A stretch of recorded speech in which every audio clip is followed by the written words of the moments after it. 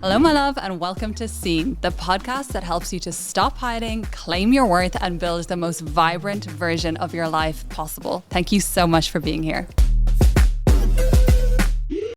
Hello, my love, and welcome to Seen. And in today's episode, I'm so excited to share with you 4 strategies that I'm going to use this year to really expand my visibility that you can also do to really grow your brand this year. So the first thing that I'm going to be focusing on this year, and I was chatting to a friend of mine recently who is a big creator on Instagram. He's got about 600,000 followers, and we were talking all about content, and he said, you know what? It actually takes me just too much time each day to just hit post.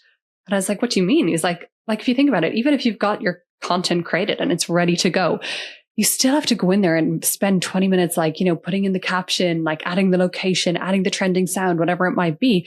And usually if you want to do it at a set time, that's like a good time, like early morning or later afternoon that a lot of people are online, it's very disruptive to your day. And I was like, wow, I actually really resonate with that because I've had a bank of content ready to go for my podcast for the past couple of weeks and it hasn't been posted, even though it's ready because of those exact reasons.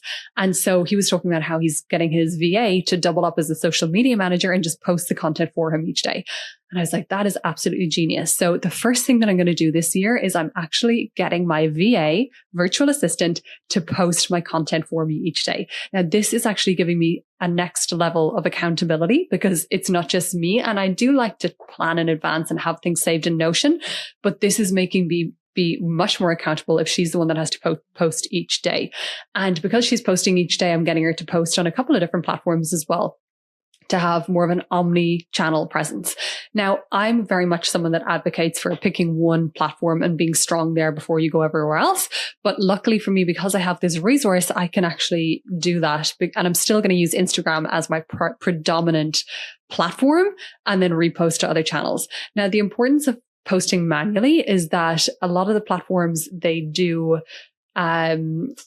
take preference to content that's posted manually because it obviously means you're on the platform, you're engaging, you're actually there and present. And so I do feel like it's very important to post manually. Now, if you're someone that doesn't have a VA, you can still adopt a similar strategy. There are a lot of scheduling platforms that allow you to schedule your content in advance. And all you need to do is, instead of it auto scheduling, you can set a reminder that at that exact time, you get a reminder to your phone. It automated kind of populates into the app. So you would just hit post and it would auto populate into Instagram, for example. And then you would just need to literally press the last button of post. So that is a way that without a VA, you could also adopt a similar strategy.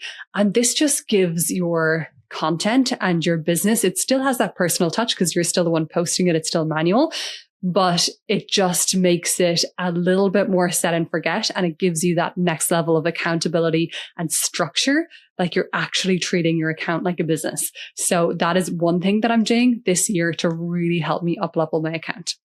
Now, the next thing that I'm doing is, and this might be a little bit unconventional, but I've decided to give up alcohol. And the reason for that is that I was finding over the Christmas period, I had a couple of glasses of wine here and there. And, I've got 2 kids. I don't get great sleep as it is. And I just find anything that disrupts my sleep or affects my energy is a no for me this year. So as much as I really enjoy a beautiful glass of wine, it is just not worth it this year because it actually just takes me away from feeling present, feeling connected to my message. It stops me from showing up because I kind of have a bit of an excuse. It's like, I don't have the energy today. I'll do it tomorrow. It just puts me into that funk, which I am just wanting to go all in this year, take what I'm doing so seriously and make it really, really impactful. Everything that I'm doing this year that I don't even want to waste a day. And I want to have full energy every single day. Now, for you, it might not be alcohol. Maybe it's, eating a lot of sugar. Maybe it's drinking too much caffeine. What are the things? It's not always about your social media strategy. Sometimes it's the things that affect your personal life that actually affect the energy that you need to show up, because all of this is an energetic game and a mindset game. And if you're not showing up, often it's not because of the strategy. We all know how to hit post. We all know how to create a post. Yes, I'm better than others, but we all know how to do it. It's mostly a mindset and an energy problem. And so you need to really be doing everything in your power to have the most energy and the most vitality so that you can show up and continue to do so in the best way. Now, the third thing that I'm doing this year is having a weekly accountability date with a friend. So one of my friends, Melissa Ambrosini, also has a big platform. She's got a podcast. She's got an Instagram account. She's really committed to creating amazing content. And so we're going to meet up once a week. We're just going to go hang out for an hour, do our own content. We're not even necessarily going to be doing each other's content, but we can just bounce things off each other. And the reason for this is, again, accountability and also just making it fun. So last year in 2025, we met up multiple times a week at 6 a.m. and went to the gym. And it made me so much more accountable to actually getting my bum to the gym. And I was there so frequently. I was working out. I was feeling great. And just having that accountability is just, next level. It just means that you'll do it. You'll show up. You'll commit to what you say you're going to do. And it's just more enjoyable. So find yourself a friend. I mean, who doesn't need to be creating content these days with their business? Like, I'm sure you could find a business bestie that lives nearby that you can meet up with, even for an hour a month to begin, whatever it might be, even if it's an hour on Zoom. But why not just do it and have that in the diary and have a bit more fun with it? So I would really encourage you to really look at doing that. And last but not least, the last thing that I'm going to do this year, and again, this might be a little bit unconventional, but it's more of a mindset shift, is really just thinking of myself as a creator. So it's more of like a self-image thing where I identify as a creator. It's like James Clear talks about in his book, Atomic Habits, which I absolutely love. He talks about getting 1% better each day. And he also just talks about stepping into the identity of what you want to do. So if you are wanting to be a runner, it's not about, I want to run every day. It's like, I am a runner. What do runners do? They run every day. So it's really adopting that identity and then doing the things that make you feel like that person. So by thinking of myself as a creator, it means that creating has to come first and foremost. And so if I apply that lens to all of my decisions, it means that I'm not going to take on too many crazy projects. It means I'm not going to spread myself too thin by creating 500 different offers. It means that I'm not going to commit to, being on calls every day of the week. Why? Because I'm going to need, if I'm a creator, I need to be dedicating at least 1 to 2 days a week creating. And that means creating content, podcasts, all of those good stuff. And the reason for that is that all of my offers and everything that I do will stem off the back of creating. Because if I'm a mission-led and a purpose-led business, then it's really about getting that message out there in the world. Like, I want to impact thousands and thousands of women and help them to be seen, help them to feel worthy, help them to put themselves out there without being, scared of what other people are going to think. And for me to get that out there to the masses, essentially, what better way than social media, which is free? It's like the best way of getting your mission and your message out there. And then, a fraction of those people are going to join your paid programs and you'll make an income from that. So you're still making money that way versus spending all of your time putting out fires or, just having all these different offers or just being in the weeds with operations. Like, if you spend all your time on that, then how are you even going to get clients into the program? And then you're going to spend so much time tearing your hair out because you don't have enough leads coming in, you don't have enough clients coming in, and you don't have time to even do anything about it. So wouldn't a better way be to focus first on your content, get the right audience around you, and then it's just easy to get clients from there, right? Because if you think about it, it's just a mathematical formula and equation.